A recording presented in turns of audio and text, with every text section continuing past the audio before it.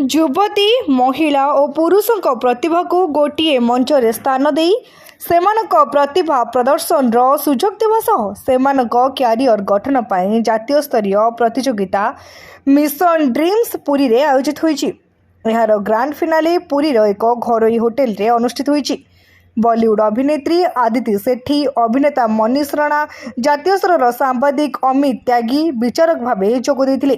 केवल भारत नुहे उत्कलर संगीत म्यूजिक प्रति आकर्षित होइछन्ति विदेशी। साउथ सुदान रो जड़े पुरुष और युवती ओडिया गीतर ताले ताले निज प्रतिभा प्रदर्शन करथिले। यह देखिबाकु मिलिथिला पुरी रे आयोजित सप्तम मिशन ड्रीम्स रो ग्रांड फाइनल रे। ओडिशा समेत देशर विभिन्न प्रांतरु 35 जन प्रतियोगी गोटे मंच रे निज प्रतिभा नृत्य संगीत परिवेषण करथिले। फाइनालिस्ट माने संस्कृति, एकता, परंपरा एवं जातीय गर्व पालन करने पाई एकाठी होइतिले। गोटे मंच रे मिस, मिस्टर और मिसेस इंडिया 2025 ग्रांड फाइनल अनुष्ठित होइतिला। प्रतिष्ठाता तथा निर्देशक प्रिया प्रियमंदा नेतृत्व रे पुरी रे सप्तम मिशन ड्रीम्स सफलतार सह आयोजित होइछि। एही जातीय स्तरीय प्रतियोगिता बेस कठिन थिला। एथिपई बेस आगुरु प्रतियोगी माने प्रशिक्षण नैथिले। 7टी पर्याय रे निज प्रतिभा प्रदर्शन करी शेष रे फाइनल राउंड को उत्तीर्ण होइतिले। ग्रांड फाइनल रे फाइनालिस्ट माने निज निजर परिचय और लक्ष्य संपर्क रे परिचय देथिले।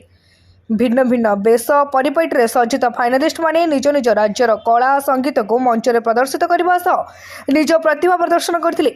ग्रांड फाइनल रे मुख्य आकर्षण थिले साउथ सुदान रो जड़े पुरुष और युवती सह महाराष्ट्र रे पुलिस विभाग रे कार्य करुवा जड़े युवती प्रतिभा प्रदर्शन।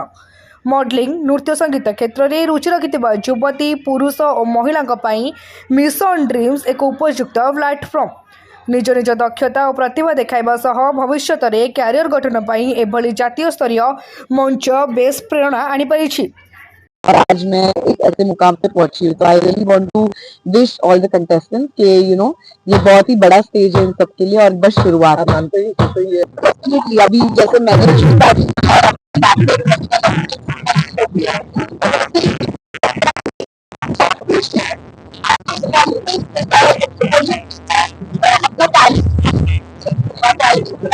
ऑफ कोर्स ये यहाँ पे बहुत कुछ लोग सीखते जा रहे हैं, क्योंकि हार जीत तो चलती रहती है, बट कोई अगर हार के भी जा रहा है तो वो बहुत कुछ सीखते जा रहे हैं, यहाँ से बहुत कुछ लेके जा रहा है। क्योंकि कोई भी कभी भी हम अपना कभी टैलेंट निकालते तो लगता है कि नहीं यार मैं कैसे बोलूँगा, मैं स्टेज पे कैसे लगूंगा, लेकिन यहाँ तक जो भी कंटेस्टेंट आए हैं उसके लिए स्टेज पे जाना बहुत बड़ी बात है। वो ऑलरेडी विनर है यहाँ का, और ऑफ कोर्स क्योंकि यहाँ पे इतनी सारी टैलेंट आउट होते हैं तो कोई भी कंटेस्टेंट वहाँ से बहुत कुछ सीखता है और आगे बढ़ता है। और beyond the limit, sky is the limit. माने नेशनल इंटरनेशनल सबथिरे ना करन बहुत बड़ बड़ जगह प्रोजेक्ट काम करन, माने स्पेशली हम ओडिसा रो भारत रो ना को